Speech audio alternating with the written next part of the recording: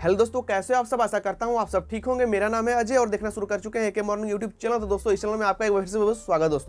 दोस्तों मैं आज आपको बताने जा रहा हूँ कि एनर्जी बिल के बारे में।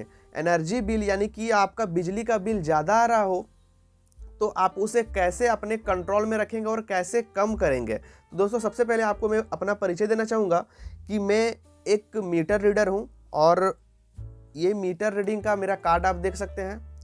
ये मेरा कार्ड है। तो हमने बिलिंग एजेंसी के अंदर मीटर रीडिंग के अंदर तकरीबन 3 से 4 साल का अनुभव है हमारा। 3 से 4 साल हमने काम किया है। घर में रीडिंग लेने के लिए मैं जाता था, घर घर रीडिंग मैंने किया है और मेरे द्वारा आप सुनिएगा मेरा एक्सपीरियंस को, तो आपको काफ़ी ज़्यादा ज्ञान मिलेगी और काफ़ी ज़्यादा नॉलेजफुल भी बनोगे आप।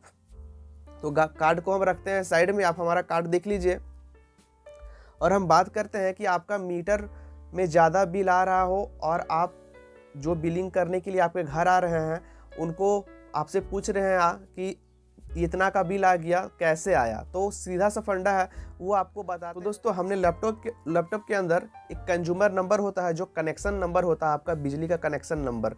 तो उसको मैं कंज्यूमर नंबर को डाल करके लॉगिन कर लिया है।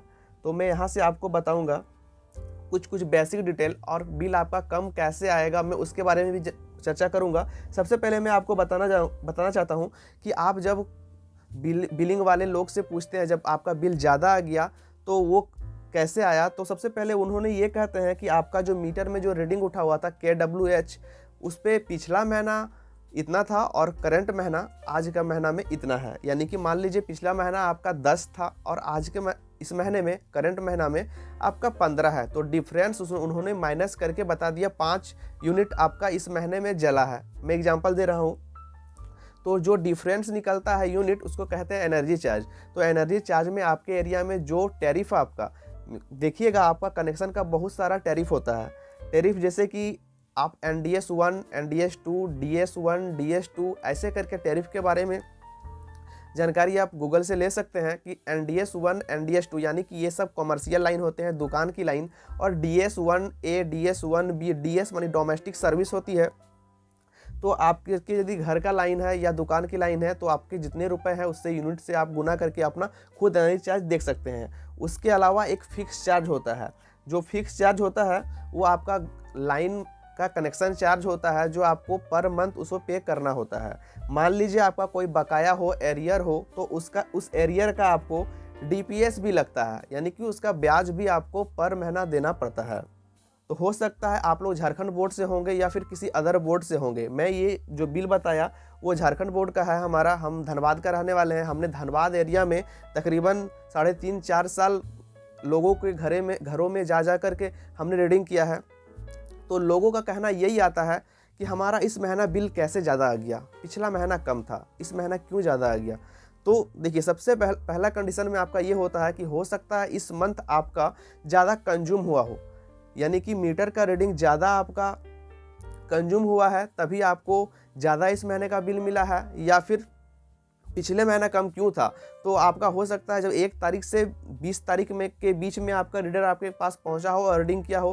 कभी इनकेस क्या होता है जनवरी में हो सकता है आपके पास 1 से 10 के बीच आया हो, 1 से 20 के अंदर आया हो, और लास्ट में जब महीने में आता है फरवरी में तो आपको 20 के बाद आता हो। तो आप वहाँ पे कैलकुलेशन कीजिएगा कि ये मेरा कितना दिन से कितना दिन का रीडिंग है। दोस्तों यदि आपके बिल ज़्यादा आ रहे हैं और आपको लग रहा है कि मेरा घर पे इतना यूज नहीं हो रहा है तो बिल इतना स्पीड मीटर कैसे चल रहा है, मीटर की स्पीड काफ़ी ज़्यादा बिलिंग हो रही है, तो ध्यान दीजिएगा जब आपके घर में कोई ज़्यादा लोड हो या फिर कुछ चला रहे हो तो मीटर के सामने आकर के आप खड़े हो जाइएगा और खड़े होकर देखिएगा मीटर के अंदर जो बिलिंग होती है लाल कलर की जी लाइट है, वो लाइट काफ़ी स्पीड से बिलिंग होगी। तो इसका मतलब समझ लीजिएगा कि हमारा लोड ज़्यादा है और धीरे धीरे बिलिंग हो रही है, तो आपके हिसाब से लोड आपका कम है। तो ध्यान दीजिएगा कि काफ़ी केस में ऐसा भी होता है कि लोगों का कहना ये होता है कि मेरे घर में कुछ है ही नहीं, ना मेरे घर में एसी है, ना मेरे घर में फ्रिज है, ना मेरे घर में कूलर है, लेकिन फिर भी इतना ज़्यादा बिल आ रहा है, तो मैं क्या करूं। तो सबसे पहले मैं आपको बताना चाहूँगा, यदि आपको लग रहा है कि मेरा मीटर ख़राब हो चुका है तो इसके लिए आप एक एप्लीकेशन लिख के जो कानूनी प्रक्रिया होता है, एप्लीकेशन लिख के आप अपने विभाग में जाकर के उसे दीजिए। और देने से पहले मैं आप लोगों को बताऊंगा, उसको एक जेरॉक्स जरूर करवा लीजिएगा और रिसीविंग अपने पास रख लीजिएगा, ताकि इनका जो होता है बिजली डिपार्टमेंट का काम वो 10 दिन का नहीं 1 महीना का भी लग सकता है। क्योंकि मैंने देखा है काफ़ी कंज्यूमर का ऐसे, उसके साथ भी ऐसा हुआ है कि मैंने एक बिल यदि गड़बड़ी हो जाती है, आपका ज़्यादा बिल आ जाता है, तो उसके लिए आपको महीने भर 2 महीने का भर का भी चक्कर काटना पड़ सकता है। दोस्तों मैं बात कर रहा था कि आपके घर में फ्रिज, कूलर या फिर पंखा या काफ़ी कम कुछ है, यानी आपके यहाँ इतना बिल कैसे आ रहे हैं। तो इस कंडीशन में आप एप्लीकेशन लिख के सबमिट करके आप अपने मीटर को एक्यूरेसी टेस्ट के लिए भेज सकते हैं। और मीटर की जो टेस्टिंग फ़ी होगी वो गवर्नमेंट की फ़ी होती है, वो आपको पे करना होगा। तो ऐसे में अपना मीटर आप चेक करवा सकते हैं, वो कानूनी के तरह से, यानी कि आप विभाग के तरफ से। और आप अपने मीटर को खुद टेस्ट करना चाहते हैं कि मेरा मीटर ख़राब है या सही है, तो उसके लिए आपको क्या करना चाहिए। सबसे पहले जो आपको मैं एक छोटा सा अपने लैपटॉप पे बना के रखा, आज सुबह ही बनाया था आप लोगों को समझाने के लिए, मैं उसे ओपन कर लेता हूँ, मैं स्क्रीन पे लगा दे रहा हूँ, आप स्क्रीन पे देख सकते। हमने एक मीटर बनाया है, जो कि ध्यान से इस चित्र को देखिएगा और समझिएगा।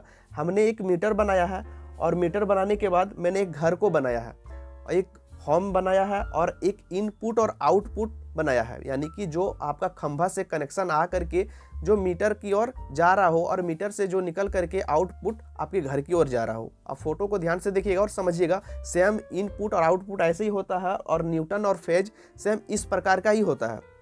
अपने एक्सपीरियंस के अनुसार हमने बनाया इस चित्र को, और इस चित्र को आपको दिखा करके समझाने की पूरा कोशिश मैं कर रहा हूँ। ध्यान से समझिएगा और चैनल पे नए हैं तो चैनल को सब्सक्राइब कर लीजिएगा। मैं इस तरह का वीडियो बना करके आपको देता ही रहूँगा, और कोई तरह का सुझाव आपको हो तो कमेंट सेक्शन में जरूर लिखिएगा।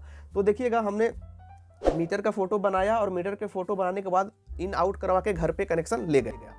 तो वहाँ पे क्या है, जब आपकी पॉल की कनेक्शन घर पे गई है और मीटर की कनेक्शन घर पे गई है, और उस पे क्या है, आपका डायरेक्ट इन्वर्टर के ऊपर है या फिर आप किसी बोर्ड के ऊपर दिए हो। यदि आपके घर में इन्वर्टर है तो काफ़ी लोग क्या करते हैं, वो डायरेक्ट इन्वर्टर के ऊपर देते हैं और इन्वर्टर से घर की ओर देते हैं। तो आपके घर में डायरेक्ट वो मेन लाइन पे जा रहा हो या फिर चेंज ओवर के पास जा रहा हो, मेन स्विच के ऊपर जा रहा हो और उसके बाद आपके घर की ओर जा रहा हो। तो सबसे पहले आप ध्यान दीजिएगा, इस पे आपका मीटर की सामने जाकर के देखिएगा। जब हमारा घर पे सारा बत्ती उत्ती जला हुआ है तो आपका मीटर बिलिंग करेगा। आपको चेक कैसे करना है मीटर को, मैं वो बता रहा हूँ कि खराब है या सही है। तो बिलिंग कर रहा है तो सारे सिस्टम को ऑफ कर लीजिएगा। आपके घर में टीवी होंगे, फ्रिज, पंखे, जो भी कुछ है इनकेस, आप उनको सारे को बंद कर लीजिए। और बंद करने के बाद अपने इन्वर्टर को भी आप बंद कर लीजिएगा। सारा कुछ बंद करने के बाद आप एक काम कीजिएगा, आप मैन स्विच आपके घर में होंगे तो मैन स्विच को गिरा दीजिएगा, यानी कि पूरी तरह से बंद कर दीजिएगा और मीटर के सामने आके खड़े हो जाइएगा। देखिएगा कि फिर भी आपका मीटर का जो रेड बत्ती हो वो बिलिंग कर रहा है क्या। यदि इस कंडीशन में आपकी मीटर की रीडिंग वाली बत्ती यदि बिलिंग कर रही है तो इस कंडीशन में खराब की संभावना ज़्यादा होती है।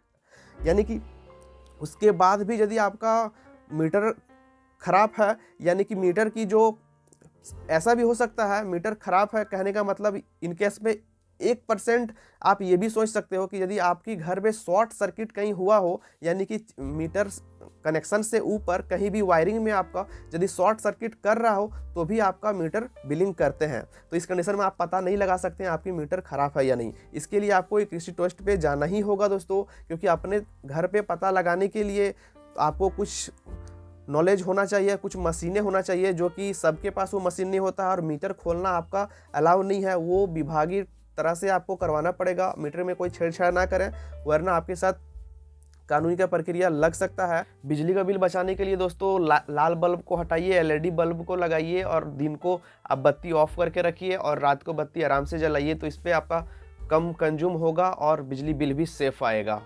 तो दोस्तों मैं आपको छोटी छोटी वीडियो बना करके अपने चैनल पे डालूंगा और आप लोगों को इसी तरह का ज्ञान भरा नॉलेज देता ही रहूंगा। चैनल को लाइक कीजिएगा, चैनल को सब्सक्राइब कीजिएगा, वीडियो को लाइक कीजिएगा। आज के लिए बस इतना ही, मिलता हूँ नेक्स्ट वीडियो में और इससे भी बढ़िया वीडियो लेकर के। तब तक के लिए जय हिंद, वंदे मातरम।